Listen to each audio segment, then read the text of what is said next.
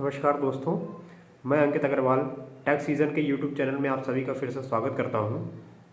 दोस्तों, आज हम सीजीएसटी एक्ट में सेक्शन 130 के बारे में समराइज फॉर्म में पढ़ेंगे और इसमें क्या क्या कहा गया है इस चीज़ के बारे में डिस्कस करेंगे। इससे पहले की वीडियो में मैंने सेक्शन 129 के बारे में बताया था, उसके सारे सब सेक्शंस को डिस्कस किया था और आज हम सेक्शन 130 के बारे में पढ़ेंगे। सेक्शन 130 कहता है कन्फिस्केशन ऑफ गुड्स और conveyance and levy of penalty, यानी कि गुड्स और कन्वेंस का जब्त हो जाना और पेनल्टी अप्लाई हो जाना। ये सेक्शन 130 के बारे में बताया गया है। इस सेक्शन 130 में 7 सब सेक्शन हैं, 7 सब सेक्शंस हैं। एक एक करके सारे सब सेक्शंस को हम पढ़ेंगे और समझेंगे। तो पहला sub section 1 of section 130 of CGST act, ये क्या कहता है आइए इसके बारे में पहले जानते हैं।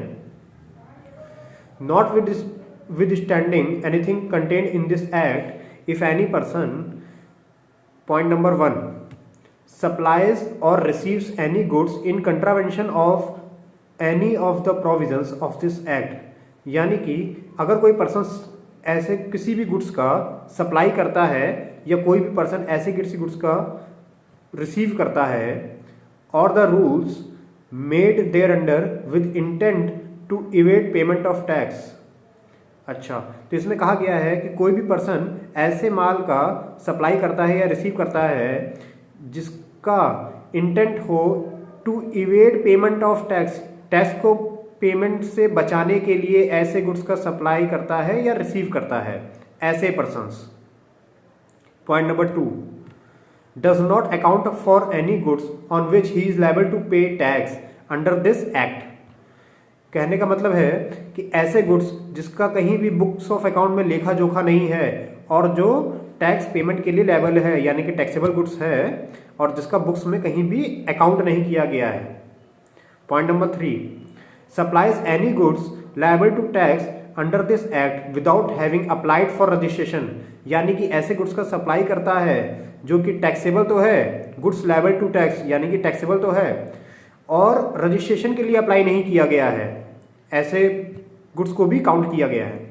Point number 4, contravenes any of the provisions of this act और the rules made thereunder with intent to evade payment of tax, यानी कि ऐसे प्रोविजंस जो कि इस एक्ट में कहे गए हैं, सीजीएसटी एक्ट में कहे गए हैं, उन सभी प्रोविजंस को कंट्रावीन्स करता है, उल्लंघन करता है और ऐसे रूल्स का भी उल्लंघन करता है with intent to evade payment of tax, tax के पेमेंट को बचाने के लिए। Point number 5, uses any conveyance as means of transport for carriage of goods in contravention of the provisions of this act, यानी कि जो माल जिस कन्वेंस में ट्रांसपोर्ट किया जा रहा है, अब यहां पे कन्वेंस को भी शामिल कर लिया गया है। uses any conveyance as a means of transport for carriage of goods in contravention of the provisions of this act or the rules made thereunder, यानी कि ऐसे के कन्वेंस को भी शामिल किया गया है अगर वो प्रोविजंस के उल्लंघन में शामिल होते हैं तो।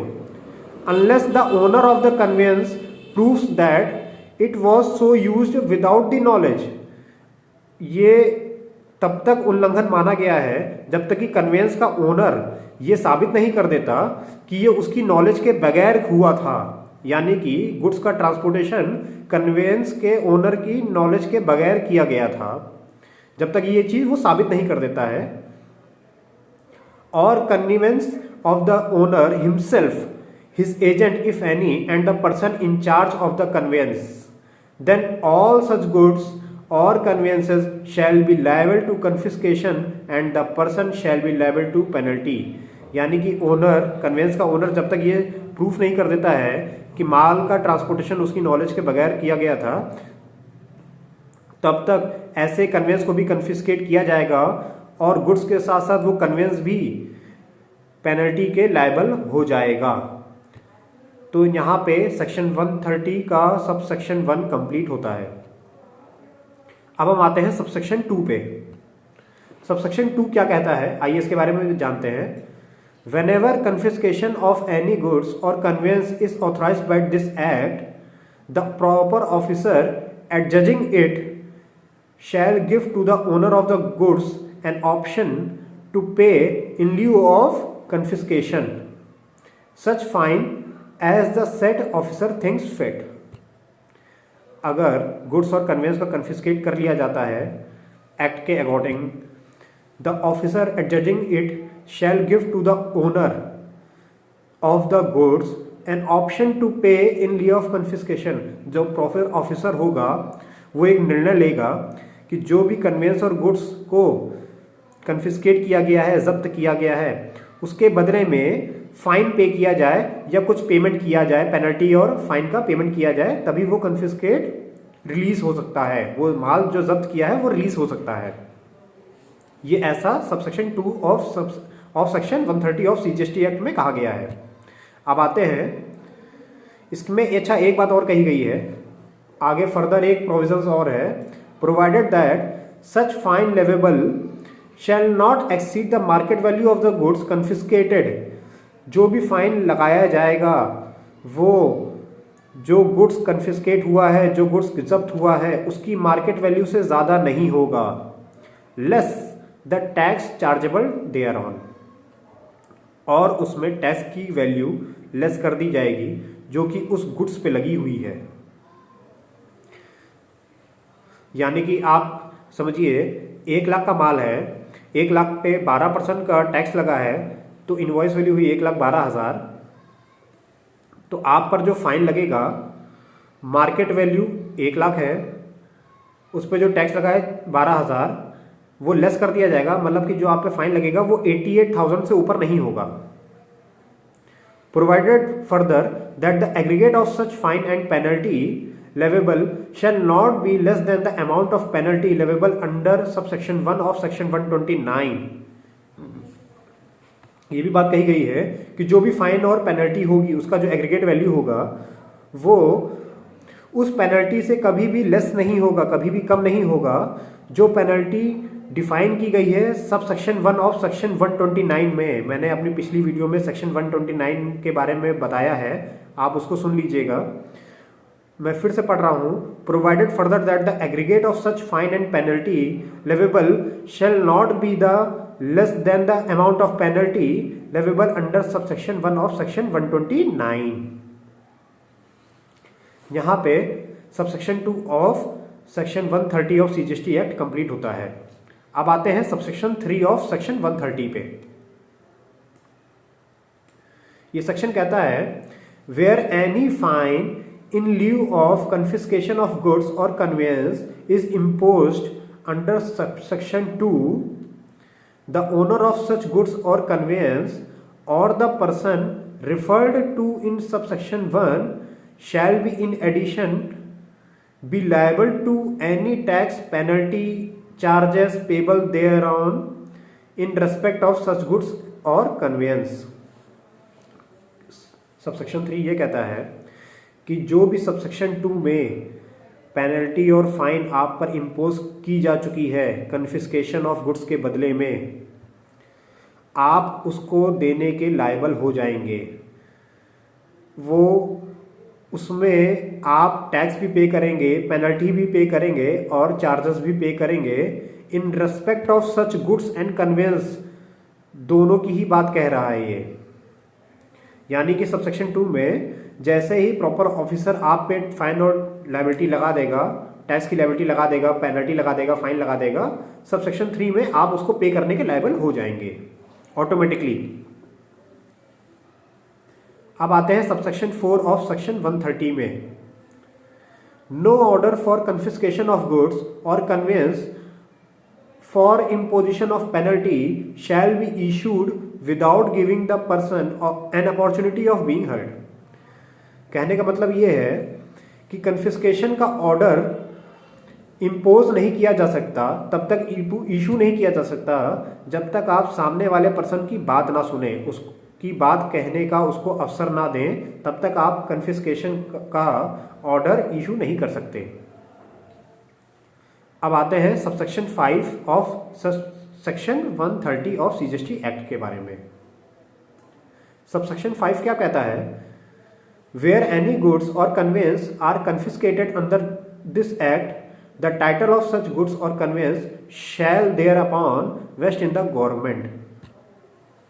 जो भी गुड्स या कन्वेंस एक्ट के अकॉर्डिंग कन्फिस्केट कर लिया जाता है, जब्त कर लिया जाता है, उसका टाइटल गवर्नमेंट ही डिसाइड करेगी और वो कन्फिस्केटेड का टाइटल उसको दिया जाएगा और वो गवर्नमेंट की कस्टडी में ही सेफ रहेगा।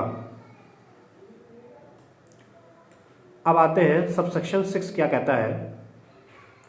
The proper officer adjudging confiscation shall take and hold possession of the things confiscated. Proper officer जब्त करने का निर्णय लेगा और वो सारी चीज़ें कन्फिस्केट कर लेगा और उसको अपने पोजीशन में ले लेगा। And every officer of police on the requisition of such proper officer shall assist him in taking and holding such position. और पुलिस का एवरी ऑफिसर, हर एक अधिकारी प्रॉपर ऑफिसर की रिक्विजिशन पे उसको असिस्ट करेगा। पुलिस ऑफिसर प्रॉपर ऑफिसर को assist करेगा जो भी गुड्स है उसकी होल्डिंग को, उसकी पोजीशन को लेने में।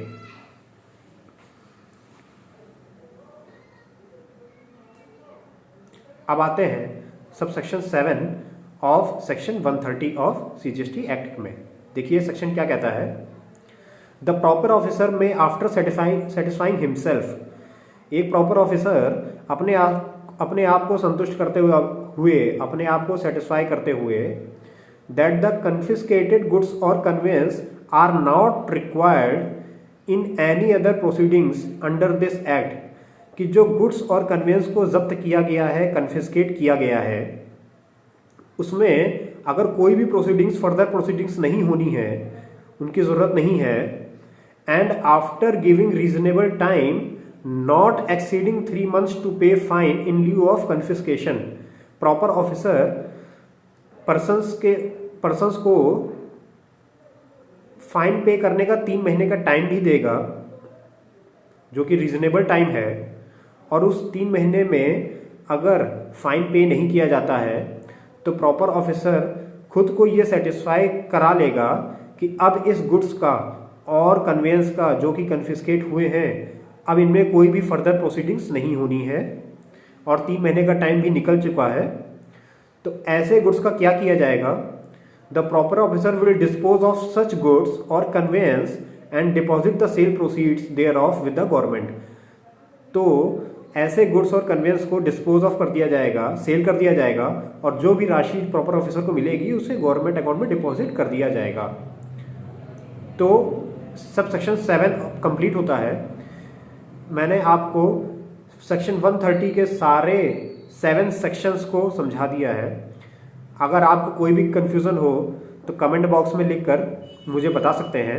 आपको अगर मेरी वीडियो अच्छी लगी हो तो इसको ज़रूर लाइक करिएगा, शेयर करिएगा अपने फ्रेंड्स के साथ, अपने कलीग्स के साथ, और मेरे चैनल को सब्सक्राइब करिएगा, क्योंकि मैं आगे इसी तरह हर सेक्शंस को हिंदी में ट्रांसलेट करके आपको समझाता रहूँगा और आपको नोटिफिकेशन भी मिलती रहेगी अगर आप बेल आइकन को दबा देंगे तो। Thank you so much.